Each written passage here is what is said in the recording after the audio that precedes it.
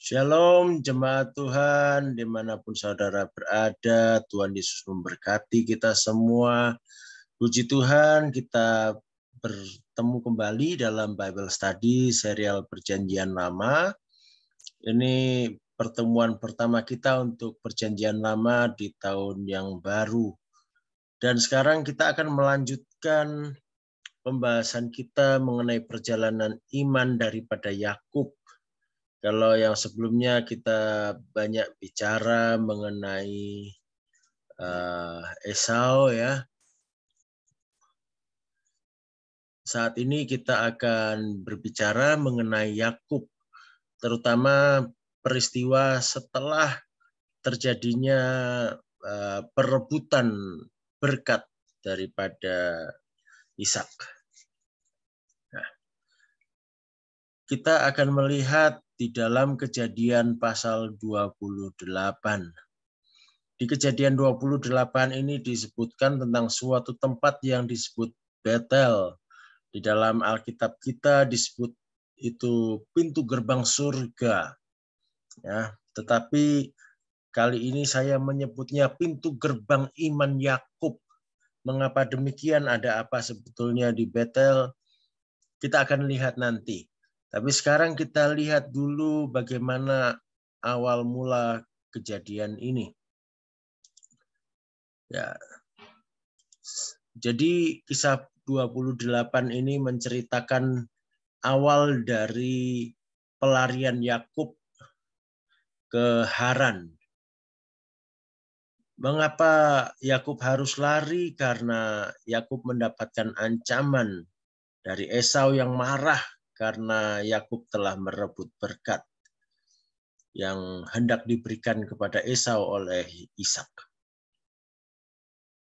Esau yang marah ingin membunuh Yakub, dan Ribka yang mengetahui hal itu mendesak supaya Ishak menyuruh Yakub pergi ke Haran. Maka Yakub pun pergi ke Haran. Jadi bisa dikatakan kepergian Yakub ini adalah akibat dari sebuah kesalahan. Ya, sebuah kesalahan karena Yakub bersama dengan Ribka telah melakukan cara yang tidak benar untuk meraih berkat Tuhan. Padahal sesungguhnya berkat itu memang untuk Yakub. Tetapi cara mereka meraihnya salah. Dan masa pelarian Yakub ini nantinya menjadi masa pendidikan bagi Yakub. Untuk dia menjadi orang yang lebih baik sebagai orang pilihan Allah yang akan melahirkan suatu bangsa yang besar. Dan proses ini diawali dengan mengenal kembali perjanjian Allah yang diucapkan kembali oleh Ishak kepada Yakub sebelum Yakub pergi. Kita akan baca bersama di dalam Kejadian 28 ayat 3 sampai 4. Moga-moga Allah yang Maha Kuasa memberkati engkau, membuat engkau beranak cucu, dan membuat engkau menjadi banyak, sehingga engkau menjadi sekumpulan bangsa-bangsa. Moga-moga Ia memberikan kepadamu berkat yang untuk Abraham, kepadamu serta kepada keturunanmu, sehingga engkau memiliki negeri ini yang kau diami sebagai orang asing, yang telah diberikan Allah kepada Abraham. Jadi Ishak yang menghantar kepergian Yakub, anaknya, rupanya Ishak ingin Yakub ingat betul perjanjian antara Allah dengan Abraham yang diwarisi oleh Ishak dan kemudian diwariskan kepada Yakub. Ishak ingin menanamkan ini sungguh-sungguh di dalam batin Yakub, bahwa ada perjanjian turun-temurun antara mereka dengan Allah. Nah, setelah mendengar hal ini, maka Yakub pun pergi menuju ke Haran. Maka sampailah Yakub di suatu tempat yang disebut Betel. Betel itu apa artinya? Betel itu dari bahasa Ibrani ya. Itu saya tuliskan di situ huruf Ibraninya. Ini bacanya Beit, yang ini L. Jadi Beit L. Beit itu artinya rumah, L itu Elohim, Allah. Jadi maksudnya rumah Allah. Ya, ini sebutan dari Yakub untuk tempat di mana dia berjumpa dengan Allah. Kita akan baca kisahnya, apa yang terjadi di situ, di ayat yang ke-10 sampai 22 dari Kejadian 28. Kejadian 28 ayat 10 sampai 22 saya akan bacakan, perhatikan baik-baik, terutama nanti ada bagian yang saya garis bawahi, perhatikan baik-baik. Maka Yakub berangkat dari Berseba dan pergi ke Haran. Ia sampai di suatu tempat dan bermalam di situ karena matahari telah terbenam. Ia mengambil sebuah batu yang terletak di tempat itu dan dipakainya sebagai alas kepala, lalu membaringkan dirinya di tempat itu. Maka bermimpilah ia, di bumi ada didirikan sebuah tangga yang ujungnya sampai di langit, dan tampaklah malaikat-malaikat Allah turun naik di tangga itu. Berdirilah Tuhan di sampingnya dan berfirman, Akulah Tuhan Allah Abraham, nenekmu, dan Allah Ishak.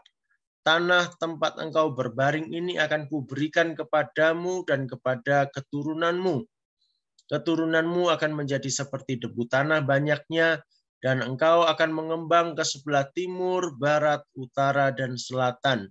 Dan olehmu serta keturunanmu semua kaum di muka bumi akan mendapat berkat. Sesungguhnya aku menyertai engkau, dan aku akan melindungi engkau kemanapun engkau pergi, dan aku akan membawa engkau kembali ke negeri ini, sebab aku tidak akan meninggalkan engkau, melainkan tetap melakukan apa yang kujanjikan kepadamu. Ketika Yakub bangun dari tidurnya, berkatalah ia, sesungguhnya Tuhan ada di tempat ini, dan aku tidak mengetahuinya. Ia takut dan berkata, alangkah dahsyatnya tempat ini. Ini tidak lain dari rumah Allah. Ini pintu gerbang surga. Keesokan harinya pagi-pagi, Yakub mengambil batu yang dipakainya sebagai alas kepala dan mendirikan itu menjadi tugu dan menuang minyak ke atasnya. Ia menamai tempat itu Betel. Dahulu nama kota itu Luz. Jadi namanya oleh Yakub diubah menjadi Betel yang artinya rumah Allah. Nah, dahulu nama daerah itu namanya adalah Luz sebelumnya ya. Lanjut ayat 20. Lalu bernazarlah Yakub, jika Allah akan menyertai dan akan melindungi aku di jalan yang kutempuh ini, memberikan kepadaku roti untuk dimakan dan pakaian untuk dipakai, sehingga aku selamat kembali ke rumah ayahku, maka Tuhan akan menjadi Allahku. Dan batu yang kudirikan sebagai tugu ini akan menjadi rumah Allah. Dari segala sesuatu yang engkau berikan kepadaku, akan selalu kupersembahkan 1/10 kepadamu. Ya, itulah kisah yang bisa kita baca ya dalam Kejadian 28 ayat 10 sampai 22. Sekarang saya mengajak kita semua melihat, mengamati bagaimana suasana perjumpaan Yakub dengan Allah. Ya. Kalau kita perhatikan kembali, nah ini, ketika di ayat 16, Yakub bangun dari tidurnya, setelah dia melihat mimpinya, apa yang dikatakannya? Sesungguhnya Tuhan ada di tempat ini dan aku tidak mengetahuinya. Ini reaksi orang yang terkejut. Orang yang kaget. Kaget ya bertemu dengan Tuhan. Ya. Ini ya memang orang mungkin kalau baru pertama kali melihat mimpi berjumpa dengan Tuhan ya tentu ada kagetnya. Tapi di sini sebetulnya kagetnya itu beda. Kagetnya Yakub itu ya kaget orang yang baru pertama kalinya berjumpa dengan Tuhan. Orang yang baru pertama kalinya mengenal Tuhan. Ya. Kok bisa saya katakan Yakub baru mengenal Tuhan, baru pertama kali berjumpa dengan Tuhan? Kita lihat ayat 18. Nah, di ayat 18 dikatakan keesokan harinya pagi-pagi Yakub mengambil batu ya yang dipakainya sebagai alas kepala dan mendirikan itu menjadi tugu. Perhatikan di sini menarik. Tugu. Biasanya yang didirikan ketika Abraham atau Ishak mengalami suatu peristiwa bersama Tuhan, yang didirikan oleh mereka adalah mezbah, bukan tugu. Tetapi ini tugu yang didirikan. Bukan sarana untuk mempersembahkan korban, bukan sarana untuk beribadah, tetapi sebuah tugu. Tugu itu lebih ke arah peringatan, ya, peringatan apa yang terjadi di tempat itu. Jadi Yakub belum beribadah kepada Allah. Ia menamai tempat itu Betel, rumah Allah. Dia bilang ini rumahnya Tuhan ya, karena dia nggak mengerti, dia belum kenal Tuhan. Apa ya Tuhan rumahnya di situ, gitu kan ya? Nah, lalu kalau kita lihat lanjut lagi ayat 20 ini yang paling jelas. Ayat 20 sampai 21. Lalu bernasarlah Yakub, jika Allah akan menyertai dan akan melindungi aku di jalan yang kutempuh ini, memberikan kepadaku roti untuk dimakan dan pakaian untuk dipakai sehingga aku selamat kembali ke rumah ayahku, maka Tuhan akan menjadi Allahku.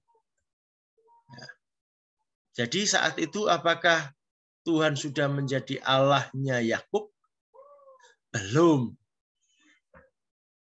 Yakub belum mengenalnya dan Yakub belum mengakuinya, ya. Jadi suasananya adalah Yakub tahu, ya, mungkin sudah berkali-kali ya, pasti sudah berkali-kali dengar tentang Tuhan dari ayahnya, dari kakeknya juga Abraham. Tetapi Yakub belum punya pengenalan pribadi dengan Allah. Jadi hanya sekedar tahu, tetapi merasa asing dengan Allah. Ya, dan Yakub mendirikan tugu bukan mezbah, sekedar peringatan. Peringatan untuk apa? Yakub mengadakan percobaan terhadap Tuhan. Yakub belum mengakui Allah Abraham dan Ishak sebagai Allahnya. Dia menanti kalau terbukti dia diberkati, dia dipelihara, baru dia mau mengakui Allah Abraham dan Ishak sebagai Allahnya. Di dalam keadaan seperti ini, toh Allah datang memperkenalkan diri kepada Yakub. Sungguh suatu anugerah yang besar ya. Kalau kita bisa mengenal Allah. Itu semua karena Allah yang memang mau memperkenalkan diri kepada umatnya. Nah, mengapa kok Yakub tidak mengenal Allah? Padahal orang tuanya mengenal Allah jelas. Ishak dan Ribka itu mengenal Allah. Dan usia Yakub sudah kelewat dewasa. Bukan anak-anak lagi. Ketika peristiwa itu terjadi, usianya Yakub sudah 70 tahun. Kita sering membayangkan kisah Esau dan Yakub itu seolah-olah Esau dan Yakub masih muda, masih remaja atau masih pemuda. Padahal usia Yakub sudah 70 tahun. Demikian juga Esau. Kan mereka kembar ya, jadi usianya sama. Dan Yakub tahu tentang Allah, tapi kok tidak kenal. Nah, ini coba didiskusikan nanti. Saya ingin saudara semua bisa memikirkan ini. Silakan utarakan pendapat saudara di sesi diskusi nanti ya. Dan coba dibandingkan bagaimana dengan Samuel. Boleh dibaca 1 Samuel 1 sampai 3. Samuel masih begitu muda ketika dikisahkan di 1 Samuel 1 sampai 3. Tetapi Samuel mulai belajar mengenal Allah sejak masa kanak-kanak. Nah, perjumpaan Yakub dengan Allah adalah awal pengenalannya dengan Allah. Jadi setelah Yakub kemudian pergi ke Haran, sampai di sana mengalami lika-liku kehidupan bersama Laban, juga bersama istri-istrinya. Yakub mulai belajar bagaimana hidup bersama Allah. Jadi perjumpaannya di Betel itu betul-betul pintu gerbang iman untuk Yakub. Perjumpaannya dengan Allah adalah sebuah anugerah. Dan tanpa perjumpaan dengan Tuhan, tidak akan pernah ada pengenalan yang sejati akan Tuhan. Dan pengalaman itu sesungguhnya lebih penting daripada sekedar pengetahuan. Banyak orang bisa tahu tentang Tuhan, tetapi tidak pernah mengalami kenyataan Tuhan dalam hidupnya. Berbahagialah kita kalau kita bisa punya pengalaman akan Tuhan. Jangan berhenti pada pengetahuan saja, tetapi alami, kenali, hiduplah bersama dengan Allah. Hari ini tidak banyak yang saya sampaikan. Di sesi-sesi berikutnya kita akan belajar lebih banyak tentang lika-liku kehidupan kehidupan Yakub, ya. Tapi untuk sesi kali ini sampai di sini dulu. Silakan kalau ada pertanyaan dan terutama yang tadi ya mohon didiskusikan. Mengapa sih kok Yakub bisa sampai usia 70 tahun belum mengenal Allah? Kok kebangetan gitu ya? Mengapa bisa begitu? Silakan nanti didiskusikan. Mungkin juga ada yang mau cerita bagaimana pengalaman perjumpaannya dengan Tuhan, bagaimana pengalamannya mengenal pribadi Allah di dalam kehidupan. Silakan nanti di sesi diskusi dibagikan bersama-sama. Tuhan Yesus memberkati kita semua.